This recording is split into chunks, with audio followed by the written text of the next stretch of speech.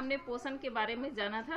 पोषण की दो महत्वपूर्ण विधियां हैं, स्वपोषण या ऑटोट्रॉफ्स और विषम पोषण यानी हेटेरोट्रॉफ्स। हेटेरोट्रॉफ्स के बारे में हमने विस्तार से उसमें देखा था। भोजन के श्रेणियों के आधार पे उसको कई वर्गों में बांटा गया था। आज हम स्वपोषण में देखेंगे प्रकाश संश्लेषण के बारे में। प्रकाश है जिसमें पेड़ पौधे सूर्य के प्रकाश की उपस्थिति में अपना भोजन स्वयं बनाते हैं। जैसे आपकी मम्मी जब खाना बनाती है तो खाना बनाने के लिए कच्ची सामग्री की आवश्यकता होती है। जैसे मान लीजिए कि भात बना रही है तो उसके लिए चावल और पानी की आवश्यकता होती है, और ईंधन के रूप में या तो कोयला जलाती है या गैस जलाती है। उसी प्रकार से पेड़ पौधे को अपना भोजन बनाने के लिए कई कच्ची सामग्रियों की आवश्यकता होती है। यहाँ पर आप सामने देख सकते हैं, ये अमरूद की पत्ती है। पत्तियों का रंग हमेशा हरा होता है क्योंकि इसमें पर्णहरित या क्लोरोफिल मौजूद होता है। उसके बाद जड़ से ये खाद्य पदार्थ अवशोषित करता है, जिसमें मुख्य रूप से होता है पानी और खनिज लवण, जो जाइलम के द्वारा जड़ से अवशोषित होकर के तनों तक पहुंचता है। पत्तियों में जो क्लोरोफिल होता है, इसमें पत्तियों में ध्यान से आप देख सकते हैं कि ऊपर की सतह चिकनी होती है और पीछे तरफ की सतह रुखड़ी होती है। और यही जो रुखड़ी सतह है उस पे वायुरंध्र की संख्या यानी स्टोमेटा की संख्या सबसे ज़्यादा होती है। क्या आप बता सकते हैं कि ऊपरी सतह की अपेक्षा निचली सतह में वायुरंध्र या स्टोमेटो की संख्या क्यों ज़्यादा होती है? क्योंकि यह वाष्पोत्सर्जन की दर को कम कर सकता है। फिर अगर पत्ती की संरचना में हम डिटेल से जाएं तो हम देखते हैं कि ये जो है तने से एक डंठल से लगा रहता है, जिसको हम पेडिसिल या डंठल बोलते हैं। पत्ती को जब हम पलट करके देखेंगे तो ये जो सिरा है उभरा हुआ, उसको कहते हैं मुख्य सिरा या मिडरिप। उसके चारों तरफ से इस तरह से जाल जैसा निकला हुआ है, उसको हम बोलेंगे सिरा। और बहुत बारीक बारीक जो संरचना रहती है वो होता है सिराओं का जाल। इसमें जो विनेशन है वो है रेटिकुलेट विनेशन यानी जालिका रूपी शिला विन्यास। यह शिला विन्यास उन्हीं पत्तों में पाया जाएगा, पौधों में पाया जाएगा जो कि डाइकोट्स होते हैं। देखे होंगे आप कि जब हम कोई चीज़ को अंकुरित करते हैं तो कभी कभी बीज दो भागों में बढ़ जाता है, तब और उसमें से बीज से निकलता है प्यूम्यूलर रेडिकल आगे जाकर के जड़ बनाता है, प्यूम्यूल तना बनाता है। तो हम पुनः आते हैं प्रकाश संश्लेषण की क्रिया में। तो हमारी जो कच्ची सामग्री है वह है जड़ द्वारा अवशोषित जल, स्टोमेटा या वायुरंध्र द्वारा अवशोषित कार्बन डाइऑक्साइड जिसको वायुमंडल से मिलता है, और सबसे जरूरी पदार्थ जो है वो है पत्तियों में क्लोरोफिल होना चाहिए और सूर्य का प्रकाश होना चाहिए। जब सूर्य का प्रकाश होगा तभी भोजन निर्माण की प्रक्रिया होगी। सूर्य प्रकाश सौर ऊर्जा मिलती है पत्तियों को, और ये जो सौर ऊर्जा है उसको पर्णहरित रासायनिक ऊर्जा में परिवर्तित कर देता है। तो इसमें जो कच्ची सामग्री थी कार्बन डाइऑक्साइड और जल, वह कार्बोहाइड्रेट यानी मंड के रूप में परिवर्तित हो जाता है। यानी प्रकाश संश्लेषण का मुख्य उत्पाद कार्बोहाइड्रेट या मंड होता है। मंड के परीक्षण के लिए हम आयोडीन घोल का इस्तेमाल करते हैं। उसके पहले सबसे पहले हम क्या करेंगे, ये जो पत्तियां हैं उसको स्पिरिट में उबालेंगे। स्पिरिट में जब हम इसको उबालते हैं तो क्या हो जाता है, इसके में जो पर्णहरित होता है वो निकल जाता है, और उसके बाद हम क्या करेंगे, इसमें आयोडीन के कुछ बूंदे डालेंगे।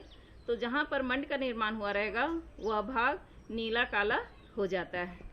मंड का परीक्षण आप आलू के टुकड़े में भी कर सकते हैं, उसमें भी डालेंगे तो वह नीला काला हो जाएगा। तो ये जो प्रकाश संश्लेषण की क्रिया है वह वातावरण में कार्बन डाइऑक्साइड और ऑक्सीजन का संतुलन बनाने में बहुत ही महत्वपूर्ण भूमिका अदा करता है। तो हम क्या करेंगे, अगर हमें जीवन बचाना है तो पेड़ पौधों को बचाना पड़ेगा, क्योंकि हम प्रत्यक्ष अप्रत्यक्ष दोनों रूप से पेड़ों पर ही निर्भर होते हैं। चाहे वो हमारे श्वसन के लिए सबसे महत्वपूर्ण उपयोगी गैस ऑक्सीजन की मात्रा हो, या तो फिर वातावरण में ऑक्सीजन और कार्बन डाइऑक्साइड के संतुलन की मात्रा हो, या तो फिर भोजन की आवश्यकता। सबकी पूर्ति हमारे इस पौधों से ही होती है। पेड़ पौधे हमें छाया भी प्रदान करते हैं। पेड़ों के नीचे हम क्या करते हैं, खेलते हैं। गर्मी के दिनों में पेड़ के नीचे हम छाया में रहते हैं। यहाँ का वातावरण अन्य जगहों की तुलना में कम होता है, क्योंकि वाष्पोत्सर्जन क्रिया के द्वारा पौधे की पत्तियों से हमेशा पानी वाष्प के रूप में बाहर निकलता है और ये जलवाष्प की बूंदें वहाँ के तापमान को कम कर देती हैं, इसलिए हमें शीतलता का अनुभव होता है। इसके अलावा पेड़ पौधों से हमें विभिन्न प्रकार के खाद्य पदार्थ, जड़ी बूटी, फर्नीचर के लिए लकड़ियाँ इत्यादि भी प्राप्त होती हैं। अगले वीडियो में हम कुछ और मज़ेदार चीज़ों के साथ उपस्थित होंगे। धन्यवाद।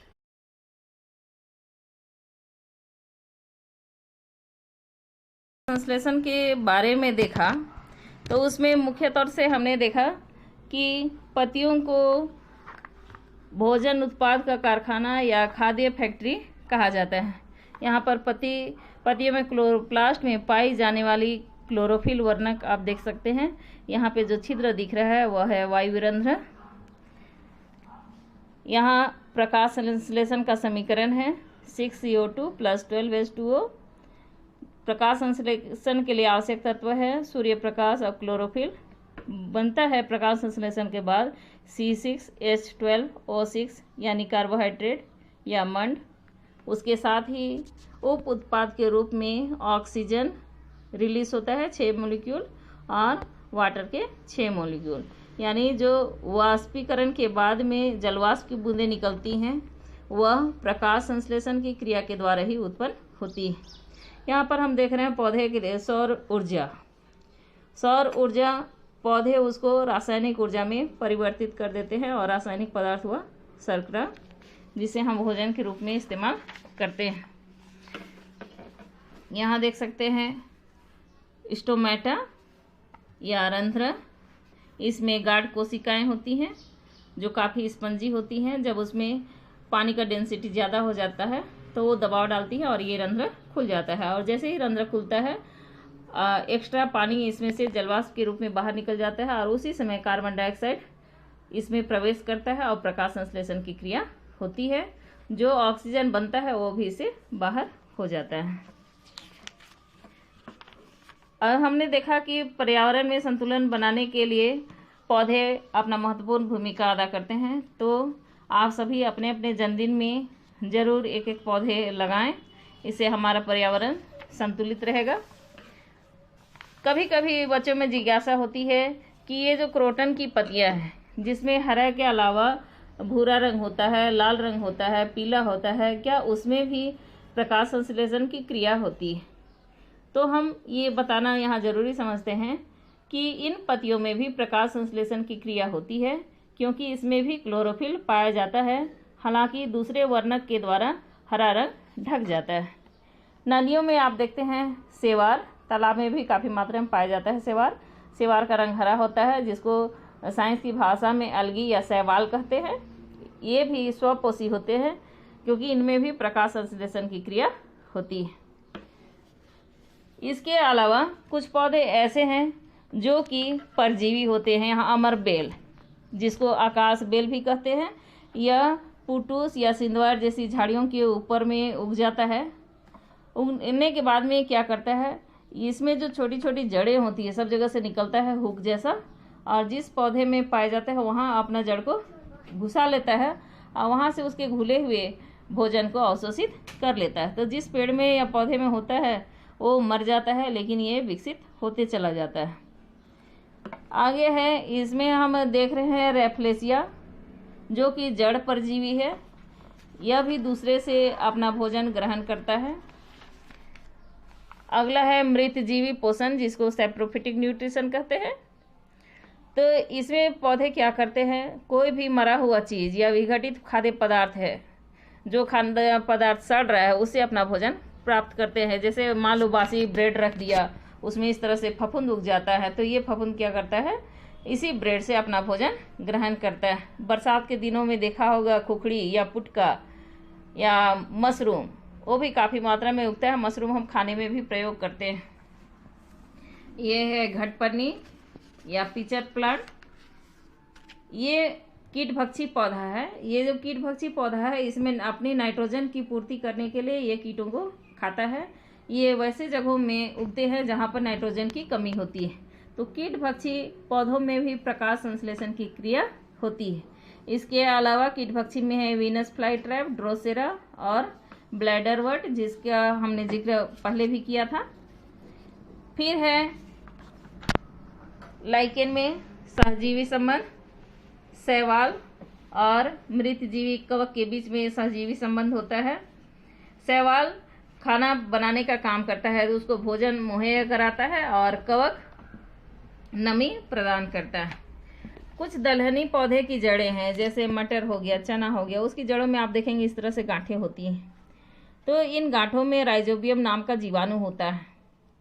तो ये जड़ क्या करता है, दलहनी पौधे की जड़ उसको आवास प्रदान करता है और ये राइजोबियम बैक्टीरिया हवा से नाइट्रोजन को नाइट्रेट में बदल करके उसे पोषक तत्व प्रदान करता है। तो इसमें दोनों को लाभ हुआ, इसलिए यह भी सहजीवी संबंध का उदाहरण है।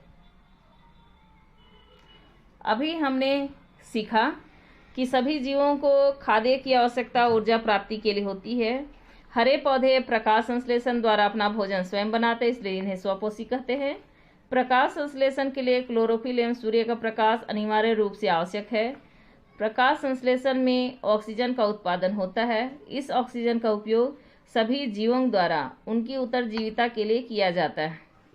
कवक अपना पोषण मृत एवं अपघटित जैव पदार्थों से प्राप्त करते हैं, ये मृत जीवी कहलाते हैं। कुछ पौधे एवं अन्य सभी जीव अपने पोषण हेतु दूसरे जीवों पर निर्भर होते हैं, अतः विषम पोषी कहलाते हैं। अमर बेल एक परजीवी पौधा है। घटपर्णी एक कीटभक्षी पौधा है। भिन्न भिन्न प्रकार के दो जीवों का ऐसा संबंध जिसमें वे अपना आवास एवं पोषक तत्व साझा करते हैं सहजीवी संबंध कहलाते हैं, जैसे लाइकेन। राइजोबियम जीवाणु वायुमंडलीय नाइट्रोजन को विलय पदार्थों के रूप में अवशोषित करता है तथा दलहन के जड़ों में नाइट्रोजन के यौगिक के रूप में आपूर्ति करता है। तो ये था आज का सारांश। हमने पौधे के विभिन्न भागों के बारे में जाना, पोषण के विभिन्न तरीकों के बारे में जाना। तो इस तरह से हमारा पोषण का अध्याय होता है समाप्त।